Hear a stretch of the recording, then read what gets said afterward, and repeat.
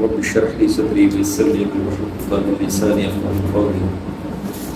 رب اشرح لي صدري ويسر لي امري واحلل عقدة من لساني يفقهوا قولي. رب اشرح لي صدري ويسر لي امري واحلل عقدة من لساني يفقهوا قولي. اللهم اني اسالك علما نافعا وعملا متقبلا. آمين ثم آمين يا رب العالمين.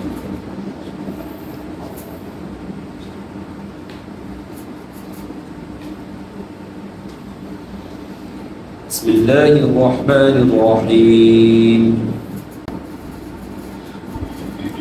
اور اس سے بڑھ کر ظالم کون ہوگا جس کو اس کے رب کی آیتوں سے سمجھایا جائے تو وہ ان سے منہ موڑ لے، اور جو گناہ وہ کر چکا ہے انہیں وہ بھول جائے.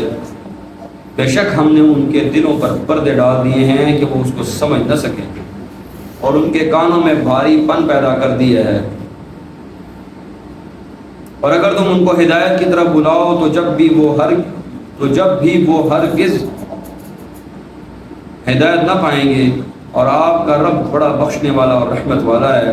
اگر اللہ تعالیٰ ان کے اعمال پر ان سے مواخذہ کرے تو ان پر جلد عذاب بھیج دے، لیکن ان کے لیے ایک وقت مقرر ہے، وہ ہرگز اس سے کوئی پناہ کی جگہ نہ پائیں گے. اور ان بستیوں کو جب انہوں نے ظلم کیا ہم نے ہلاک کر دیا، اور ان کی تباہی کے لیے ہم نے ایک وقت مقرر کیا. اس میں کوئی شک نہیں کہ اس سے بڑا ظالم کوئی نہیں جس کو اللہ تعالیٰ نے ہدایت کی نشانی تھی وہ دکھا دی، پیغمبر آئے بتانے کے لیے، سمجھانے کے لیے، اور اس کو خود بھی صلاحیت دی ہے کہ وہ اپنے نفع اور نقصان کا ازالہ کر سکتا ہے. اپنے نفع نقصان کا جو ہے وہ اگر نفع کا ارادہ کرے تو نفع کی طرف جا سکتا ہے، نقصان سے بچنے کا ارادہ کرے تو نقصان سے بچ سکتا ہے. لیکن ان سب کے ہوتے ہوئے بھی اللہ تعالیٰ یہ ارشاد فرما رہے ہیں کہ اس سے بڑھ کر اور ظالم کون ہوگا جس کو اس کے رب کی آیتوں سے سمجھایا جائے تو وہ ان سے منہ موڑ لے، اور جو گناہ وہ کر چکا انہیں وہ بھول جائے. انسان گناہ کرتا ہے اور بھول جاتا ہے میں نے کیا کیا کیا نہیں کیا. اور یہ وہ تمام باتیں ہیں جو ہم مسلمانوں پہ سب سے زیادہ فٹ آتی ہیں. گناہ کرتے ہیں اور اس کو ردی کے ٹوکرے میں سمجھتے ہیں، یہ ہمارے اعمال نامے میں ہے ہی نہیں، بھول جاتے ہیں. کبھی ہم رات کو سونے سے پہلے اپنے گزرے ہوئے کل کے بارے میں سوچیں کہ میرا جو کل کا دن گزرا یا میری جوانی کا فلانا وقت کیسا گزرا، میں کیا کیا کر سکتا ہوں، کیا میں اللہ کو راضی کر کے اپنی زندگی عمر گزارتا آیا ہوں یا میں نے پل پر اپنے اللہ کو ناراض کیا. وہ جو کچھ کرتا ہے وہ اس کو کر کے بھول جاتا ہے. اس لیے تو اللہ تعالیٰ نے قرآن پاک میں کہا ہے یہ بلا بھلکڑ ہے، بہت بھلکڑ ہے. نہ یہ کسی کے احسان یاد رکھتا ہے اور نہ ہی یہ کسی کے ساتھ کرنے والی زیادتیاں یاد رکھتا ہے. ہاں اس کے ساتھ کوئی زیادتی کر لے تو اس کو بڑا یاد رکھتا ہے، سمجھ رہے ہیں. اس کے ساتھ اگر کوئی زیادتی کر لے تو اس کو یاد رکھتا ہے. اس پر اللہ کے کتنے احسان ہیں وہ احسان اس کو یاد نہیں ہے. اس نے اپنے اللہ کو کتنا ناراض کیا وہ ناراض کرنا یاد نہیں اس کو. اور آگے اللہ تعالیٰ کیا فرما رہے ہیں، انہیں وہ بھول جائے. بے شک ہم نے ان کے دلوں پر پردے ڈال دیے ہیں کہ وہ اس کو سمجھ نہ سکیں، اور ان کے کانوں میں بھاری پن پیدا کر دیا ہے. اور اگر تم ان کو ہدایت کی طرف بلاؤ بھی تو جب بھی وہ ہرگز ہدایت نہ پائیں گے. انہوں نے اپنی ہٹ درمی کی وجہ سے اس مقام پر وہ پہنچ گئے کہ اللہ تعالیٰ نے ویسے ہی ان کے کانوں پہ پردے ڈال دیے. ان کے دلوں پہ بھی پردے، کانوں پہ بھی پردے، آنکھوں پہ بھی پردے. ہم لا یرجعون، ہم نے ان کے اوپر ویسے پردے ڈال دیے. اور یہ پردے ایسے ہیں کہ ان پردوں کے بعد نہ یہ کانوں سے کوئی ہدایت کی بات سن سکتے ہیں، نہ ہی اپنی آنکھوں سے اللہ کی کوئی نشانی دیکھ سکتے ہیں، اور نہ ہی ان کی زبان سے کسی خیر کی گفتگو کی امید رکھی جا سکتی ہے. اللہ تعالیٰ نے کہا میں نے ان کو ڈال دی ہے اس ردی کے ٹوکرے میں جس کے اندر ان لوگوں کے نام ہیں جن کو جہنم میں نے پھینکا ہے. بات سمجھ آ رہی؟ یہ یوں سمجھ لے کہ جیسے باپ جو ہے اپنے بیٹے کو بڑا سمجھاتا ہے، بڑی نصیحتیں کرتا ہے، بڑا کھپتا ہے اس کے ساتھ. سب کچھ کرنے کے باوجود اگر وہ ہردرمی کے اوپر اترا رہے اور اپنے آپ کو برباد کرنے پر اترا رہے، اپنے مستقبل کو تباہ کرنے کے اوپر تلا رہے، تو باپ ادھر آگے کہتے جا تیری مرضی جو مرضی کر. ٹھیک ہے، تجھے میں نے آزاد چھوڑ دی، تجھے میں نے سارا کچھ سمجھایا، ہر چیز لے کے دی، تجھے تعلیم دلوا رہا ہوں، تجھ پہ خرچہ کر رہا ہوں، لیکن تو اپنے مستقبل کو تباہ کرنے پر تلا ہوا ہے۔ جب تو نے یہ فیصلہ کیا ہوا ہے تو پھر میں تیرا یہ فیصلہ بدلنے کی کوشش ہرگز نہیں کروں۔ تو ایسے ہی اللہ تعالیٰ فرما رہا ہے کہ میں نے اب ان کو ہدایت جن کو لوگوں کو ملنی ہے نا، ان لوگوں کی لسٹ سے نکال دی ہے۔ اب 3 قسم کے لوگ ہیں۔ نمبر 1، جن کو اللہ تعالیٰ نے ہدایت کے لیے چن لیا ہے، یا چن چکا ہے یا ہدایت دے چکا ہے، ٹھیک ہو گیا، یہ ہے ہدایت سے متعلقہ لوگ، جن کا تعلق ہدایت کے ساتھ کسی نہ کسی درجے میں ہے۔ یا تو ان کو اللہ تعالیٰ نے ہدایت کے لیے چن لیا ہے کہ اللہ تعالیٰ ان کو ہدایت دے گا مستقبل میں کسی بھی موقع پر، کسی بھی جگہ پر، یا ان کو اللہ تعالیٰ ہدایت دے چکا ہے، ٹھیک ہے۔ دوسرے وہ لوگ ہیں کہ جن کو اللہ تعالیٰ مستقبل قریب کے اندر ہدایت دیں گے یا ان کے پاس ہدایت بھیجیں گے کہ وہ قبول کرتا ہے یا نہیں کرتا۔ تیسرے وہ لوگ ہیں کہ ان کے پاس ہدایت چلی بھی جائے نا تو اللہ تعالیٰ کہتا ہے میں نے ان کے پاس ایک ہدایت جانے نہیں دے۔ سمجھ آ رہی بات نہیں؟ ان کے پاس پیغمبر محمد صلی اللہ علیہ وسلم بھی چلے جائیں تب بھی ہدایت نہیں مل رہی۔ ذرا سوچیں ان کے کفر کا کیا لیول ہوگا، ان کے ہٹ درمی کا کیا لیول ہوگا، اس کا کس لیول کے وہ ہٹ درم لوگ ہیں، جن کو تبلیغ کرنے والے، جن کو کلمے کی دعوت دینے والے ہمارے آج کے مولوی نہیں، علماء نہیں، صحابہ نہیں، خود محمد صلی اللہ علیہ وسلم،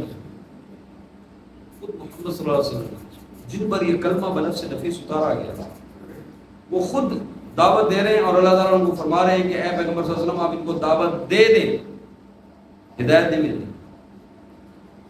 2 چیزیں سمجھ میں آتی ہیں۔ نمبر 1، ہدایت اللہ کے ہاتھ میں، جس کو اللہ ہدایت نہ دے اس کو کوئی شخص ہدایت نہیں دے سکتا، ہدایت اللہ نے دی، اور اللہ نے حضور پاک صلی اللہ علیہ وسلم کو ان کا کام بتلایا ہوا ہے، بشیر و نذیر، خوشخبری دینے والا اور ڈرانے والا۔ خوشخبری کامیاب لوگوں کو کہ جو اللہ کے راستے کو مان کر چلے، ان کی کامیابی، ان کی اصل منزل کیا ہے۔ دنیا میں لوگ کہتے ہیں نا فلانا بندہ کامیاب ہو گیا، فلانا بندہ کامیاب ہو گیا۔ اللہ تعالیٰ نے بھی قرآن پاک کے اندر ایک کامیابی کا ذکر کی ہے۔ قرآن میں اللہ تعالیٰ فرماتا ہے کہ جو شخص بروز قیامت جہنم سے بچ کر جنت میں چلا گیا اور وہ جہنم کی آگ سے محفوظ ہو گیا، بچ گیا، یہ شخص سب سے بڑا کامیاب ہے، اور یہی اصل کامیابی ہے۔ قرآن پاک میں نظر یہی اصل کامیابی ہے، جس کو تم کہتے ہیں نا کامیابی کامیابی کامیابی کامیابی، یہ نہیں ہے کہ میں اپنے دنیا کے اندر دنیا بنا لوں،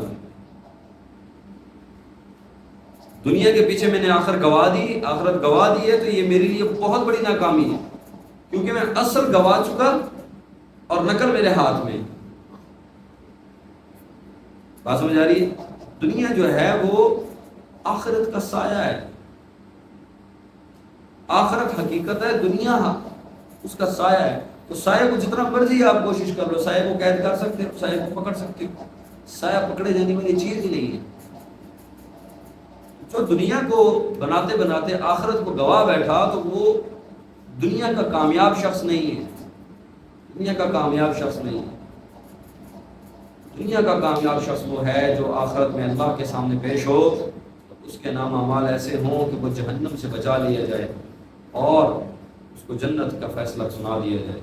یہ شخص سب سے بڑا کامیاب ہے، سب سے بڑا کامیاب۔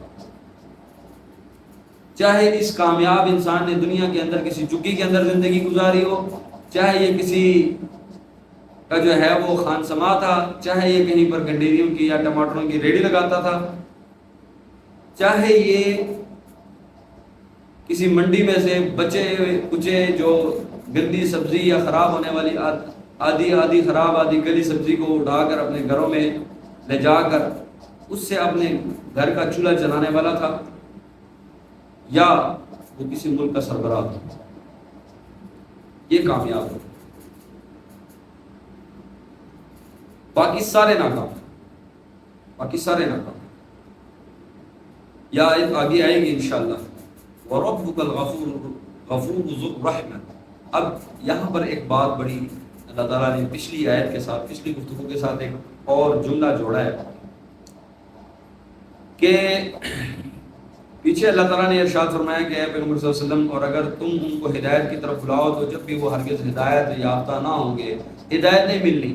تو یہاں پر اللہ تعالیٰ نے اپنی رحمت، یہ نہ ہو کہ کچھ لوگ میری رحمت سے مایوس ہو جائیں، اللہ تعالیٰ نے کیا کیا، وَرَبُّكَ الْغَفُورُ ذُو الرَّحْمَةِ، اور آپ کا رب آپ کا ہے،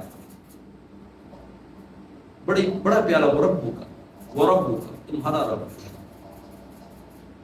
میری بات، تمہارا رب رشتہ بنا ہے۔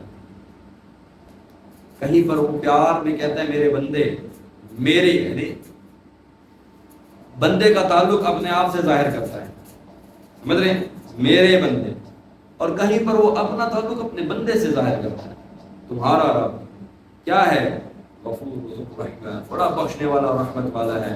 یعنی یہ جو لوگ جن کے بارے میں نے کہہ دیا ہے کہ ان کو کسی صورت ہدایت نہیں ملنی،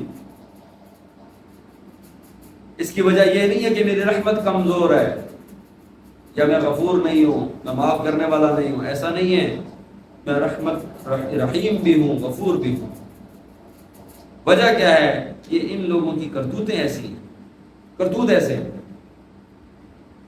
سمجھ میں آ رہی بات، اپنے اعمال کی وجہ سے ان کے لیے یہ فیصلہ سنایا اللہ تعالیٰ نے، لو یؤاخذهم بما كسبوا لعجل لهم العذاب، اگر اللہ تعالیٰ ان کے اعمال پر ان سے مواخذہ کرے تو ان پر جلد سے جلد عذاب بھیج دے۔ یعنی ان کی حرکتیں ایسی ہیں کہ دیر کرنے والی نہیں ہیں، عذاب کو دیر کرنے والی حرکتیں نہیں ہیں۔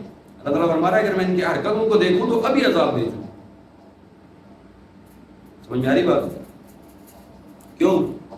پیغمبر کے سامنے بیٹھ کے کہہ رہے ہیں پیغمبر اے محمد صلی اللہ علیہ وسلم، آپ کہتے ہیں کہ ہم آپ کی بات نہیں مانیں گے تو آسمان سے پتھروں کی بارش ہوگی، اللہ کا عذاب اترے گا، آگ آئے گی، یہ ہوگا وہ ہوگا، طوفان آئے گا، تو آپ جن چیزوں سے ڈرا رہے ہیں تو ہم آپ کی بات نہیں مان رہے، لائیں عذاب، کدھر ہے عذاب، کس عذاب کی باتیں کر رہے ہیں آپ؟ اب ایسی گفتگو اور پیغمبر کے سامنے جب ہو رہی ہوگی، اور اسی طرح آج کا مسلمان، اس کو پتہ ہے میں اللہ کو جتنا ناراض کروں گا اللہ تعالیٰ کی طرف سے اتنی ہی پکڑ پڑائی جائے گی، تو جب اس کو پتہ ہے اور اس کے باوجود وہ اپنے عمل کے ساتھ یہ ظاہر کر رہا ہے اللہ تعالیٰ کو کہ اللہ میں تیری پکڑ سے نہیں ڈرتا، میں تیری پکڑ سے نہیں ڈرتا، تو پھر کیا ہے، اللہ تعالیٰ فرما رہے ہیں حرکتیں دیکھوں تو ایسی ہیں کہ ابھی عذاب بھیج دوں، لیکن کیا ہے، لیکن ان کے لیے ایک وقت مقرر ہے، لیکن انہوں نے وقت مقرر نہ کیا ہوتا تو کب کا عذاب بھیج چکا ہوتا،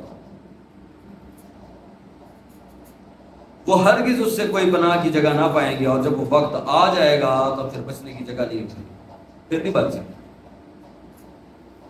وَتِلْكَ الْقُرَىٰ أَهْلَكْنَاهُمْ لَمَّا ظَلَمُوا وَجَعَلْنَا لِمَهْلِكِهِمْ مَوْعِدًا، اور ان بستیوں کو جب ہم نے ظلم کیا، جب انہوں نے ظلم کیا ہم نے ہلاک کر دیا، اور ان کی تباہی کے لیے ہم نے ایک وقت مقرر کر رکھا تھا۔ یعنی پچھلی جتنی بھی بستیاں تھیں جن جن کے اوپر اللہ تعالیٰ کے عذاب اتارے گئے، اللہ تعالیٰ نے ان کے عذاب کا ایک وقت مقرر کر رکھا تھا، اور اس وقت کے اندر نہ دیر ہے نہ سویر ہے، نہ پہلے ہے نہ بعد ہے، اللہ تعالیٰ نے عین وقت کے اوپر ان کے اوپر عذاب بھیجا، اور پھر بچا کوئی بھی نہیں، بچا کوئی بھی نہیں، یعنی ایک بھی گناہگار اللہ تعالیٰ نے بچایا نہیں، سب کو تہس نہس کر دیا۔